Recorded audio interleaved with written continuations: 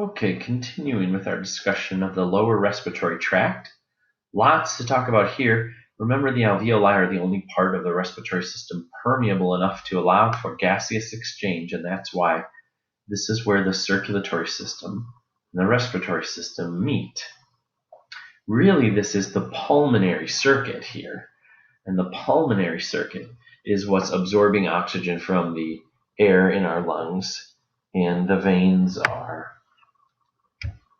offloading offloading, that's probably a better way of saying it, so that we can expel that carbon dioxide.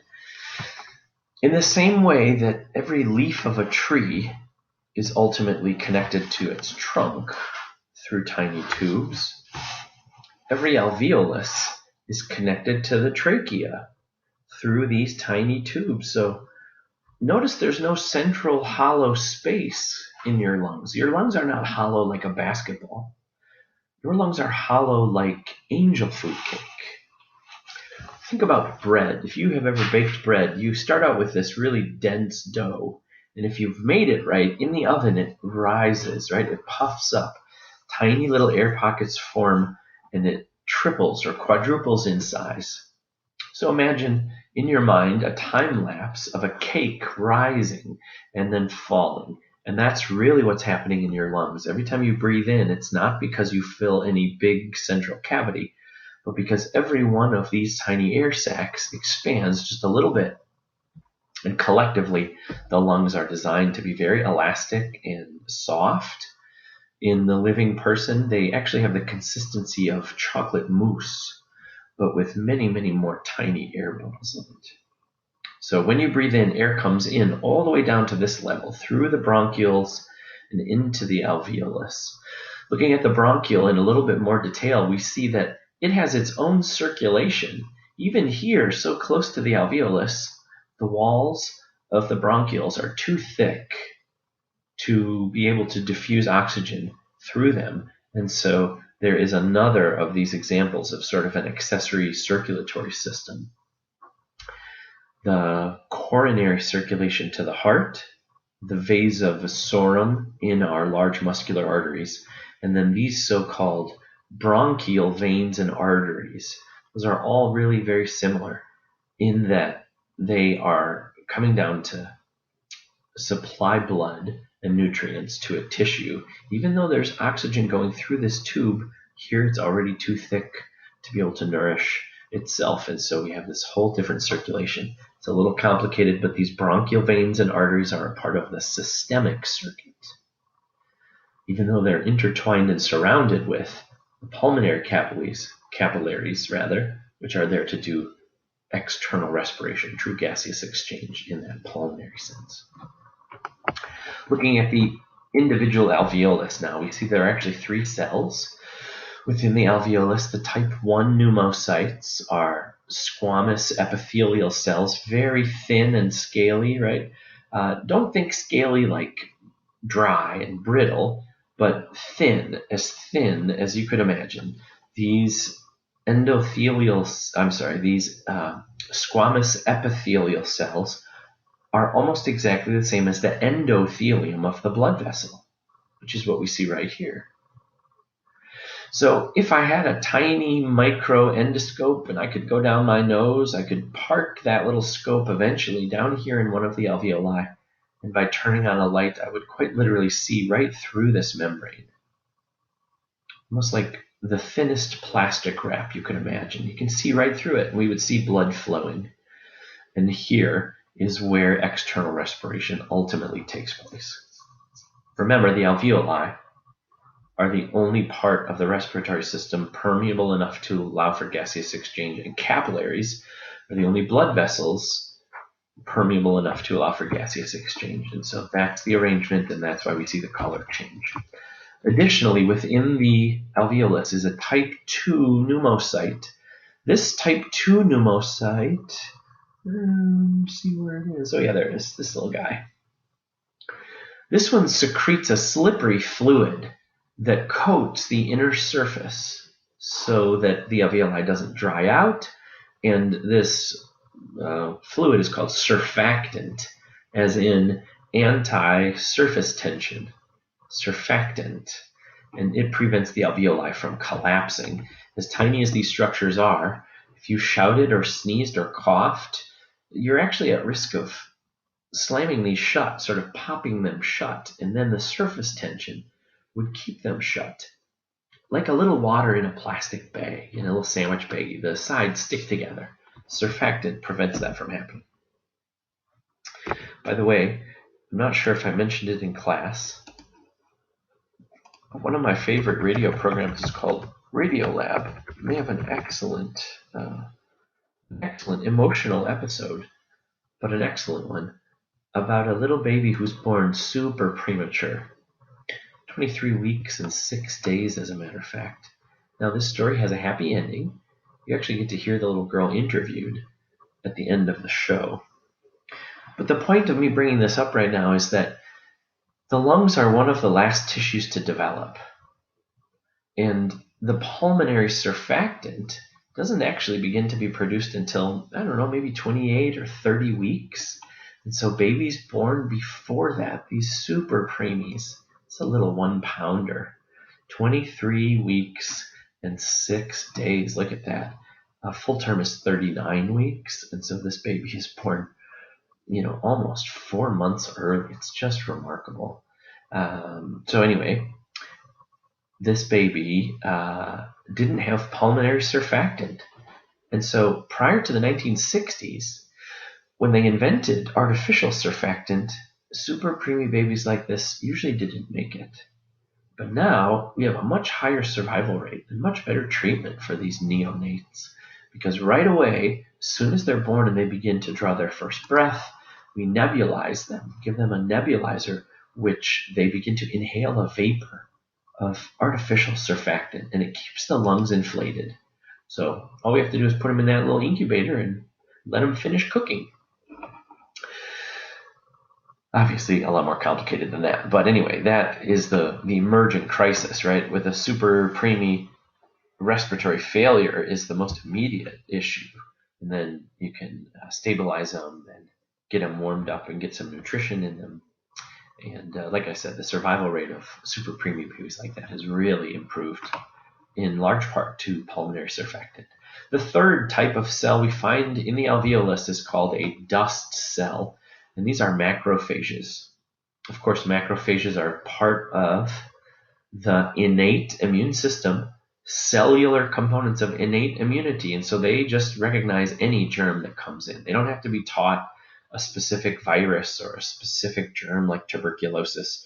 Anything that isn't their neighbors, type 2 pneumocytes and these squamous cells, they know them very well.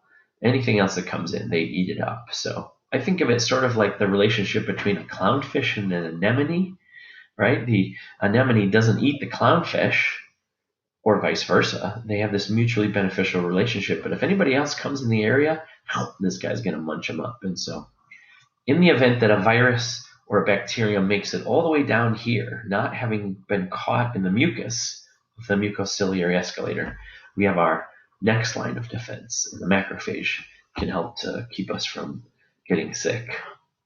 Mine obviously weren't doing their job. Looking at the anatomy of the lungs, now remember, this is sort of like a loaf of bread, no central cavity, just many, many individual little bubbles. We see that the right lung has 3 lobes, superior, middle, and inferior lobe, which is really, I think, should be called the posterior lobe, right? It's really towards the back, and the superior lobe is really more towards the front. The left lobe is smaller, having only 2 lobes and maybe 20-25% smaller in size. This color-coded map isn't anything you really need to worry about. It just shows how the lobes are then divided. And it all has to do with the arrangement of these branches, right? The main bronchi or primary bronchi go to each lung. The secondary or lobar bronchi go 1 to each lobe.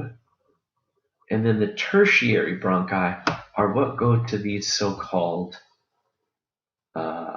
segments. That's what they call them, segments, right? So there is a pattern to this. If we could somehow trace back to the bronchial tree, we would see everything in this light green goes to one of those branches. This goes to a different branch. Clinically, this is important when you look on a chest film.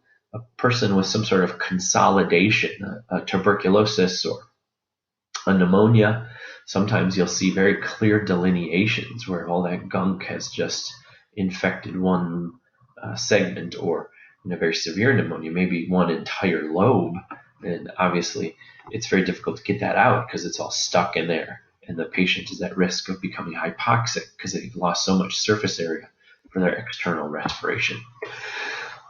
Muscles of respiration next. What's the most important muscle of respiration? Of course, it's the diaphragm. The diaphragm, whoops, let me close this one here.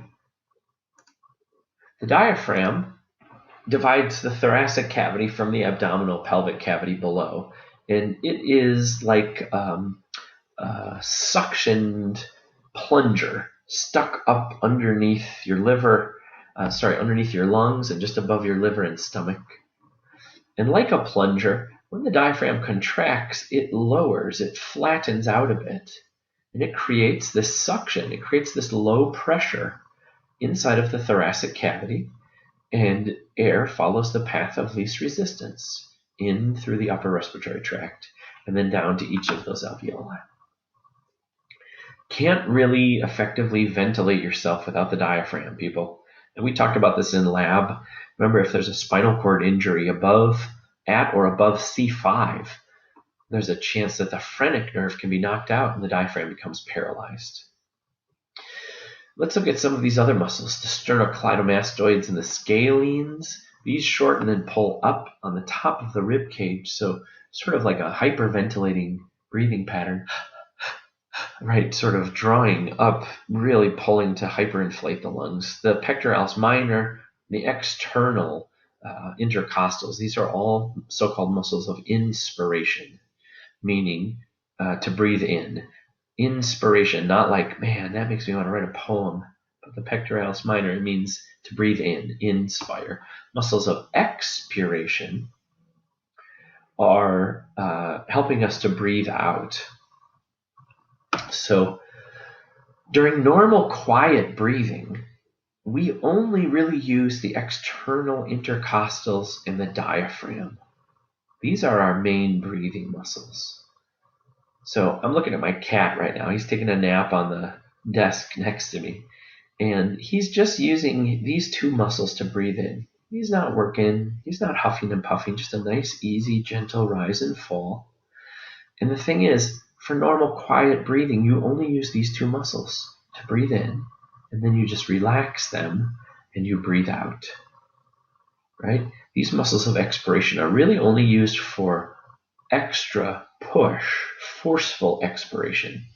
So we do that a little bit when we speak, especially if we're really speaking loudly and we got to generate more pressure. We really use those muscles of expiration when we cough, sneeze, when we blow out our birthday candles, when we shout, coughing, and then of course when we have to bear down for a bowel movement or to push out a baby, we close the vocal cords and then use these muscles to generate extra pressure. Excellent. Moving right along. Look at how the ribs are attached anteriorly and posteriorly, sternum anteriorly to the transverse process and the costal facets on the vertebrae posteriorly.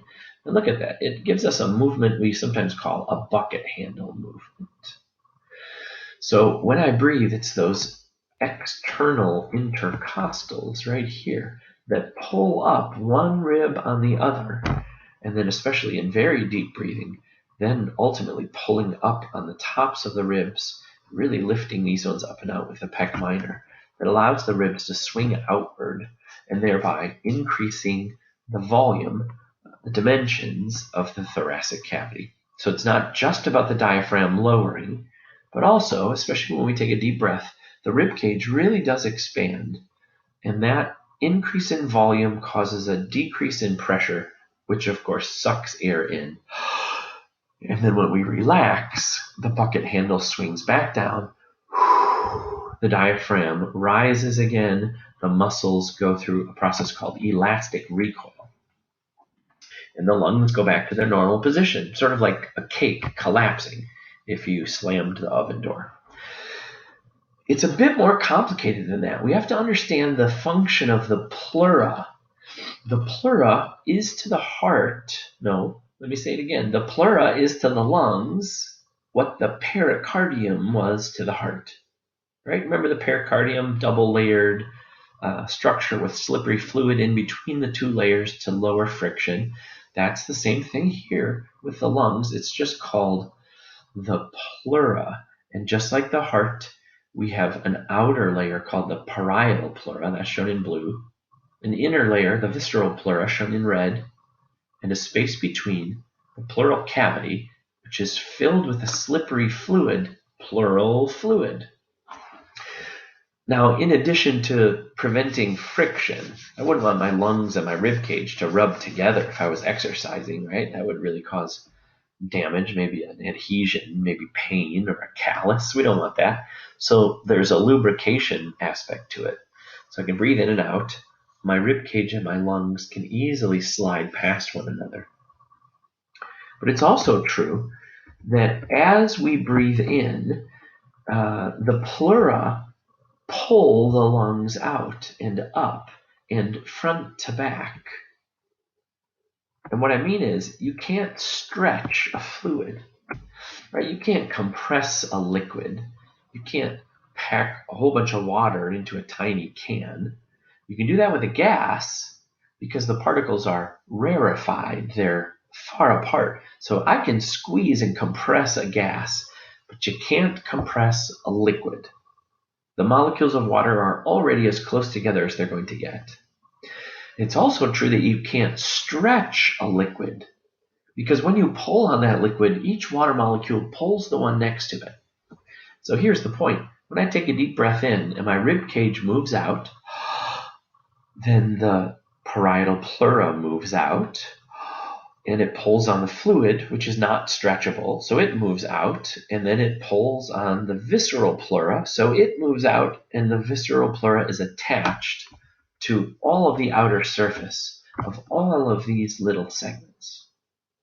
So when we breathe in and out, we are pulling down on the bottom of the lungs from the diaphragm.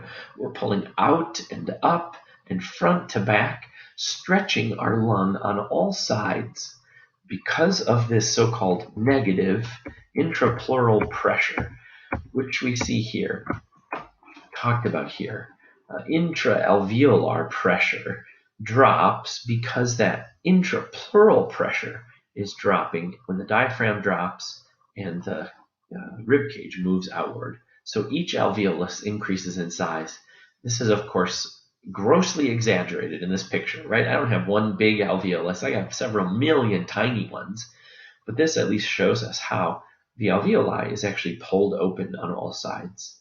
So this is why the lungs inflate. It's like the rising of bread in the oven. All of those little bubbles fill because of negative pressure. And then all of those little bubbles are squeezed and they all exit through the trachea. Nice video here to help you understand what we've talked about. We need the lungs to be really easily stretched and compressed. This is called compliance. Compliance. You know, it's sort of funny we use this term when we talk about whether our patients follow our suggestions too.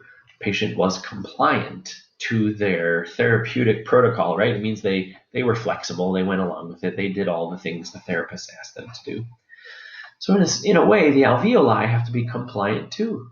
They have to be easily inflated and then easily deflated. And we can see there are a number of different conditions that cause some sort of stiffening of the lungs, like emphysema, pulmonary fibrosis, or things that are closing down the openings like asthma or bronchitis, or obviously if there's a tumor, it's making it difficult. And sometimes physical deformities, especially a really severe scoliosis or a very severe kyphosis. Do you know what that means?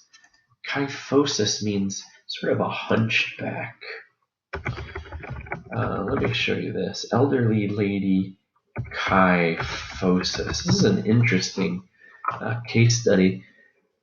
Little old ladies, especially little old white ladies, for genetic reasons, have very poor bone mineral density. This is osteoporosis, right? And so look what happens. Over many years, the vertebral bodies actually sustain hundreds of tiny microfractures.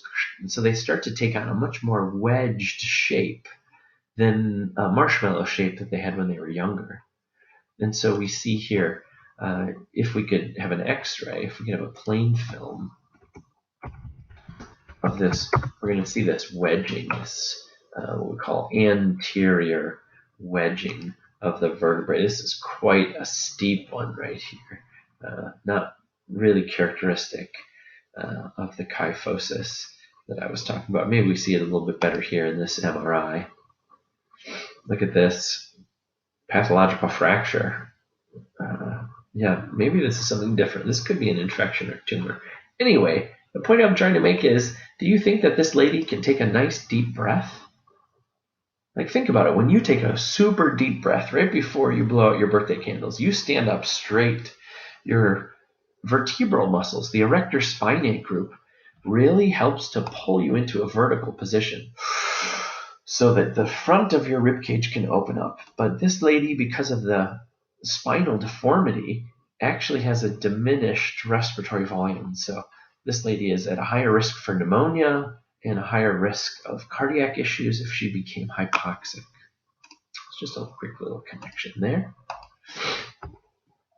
Okay, if someone comes into a pulmonology clinic, they will do spirometry. Spirometry uses a device called a spirometer. And you've probably seen this before. It looks something like scuba gear. There's sort of a ventilator tube and a mouthpiece, and they probably either go around the patient's mouth and nose, or they have them wear a nose plug. And they say, okay, here we go, John. I want you to take a deep breath in. Breathe in, breathe in, breathe in as deep as you can. Okay, now breathe out, breathe out, breathe out. Keep breathing out. Breathe out as fast and hard as you can. And this is what they'll see. The graph, the spirometrical graph, shows that normal breathing sort of works right in the middle of our respiratory volume, right? This makes sense. It's very near to atmospheric pressure, so I only need to generate a little bit of atmospheric pressure, and my volume increases a little bit. Then I just have to relax. An elastic recoil pushes the air out. Remember, normal quiet breathing only uses muscle on the inhale, diaphragm, and external intercostal, and normal quiet breathing is totally passive.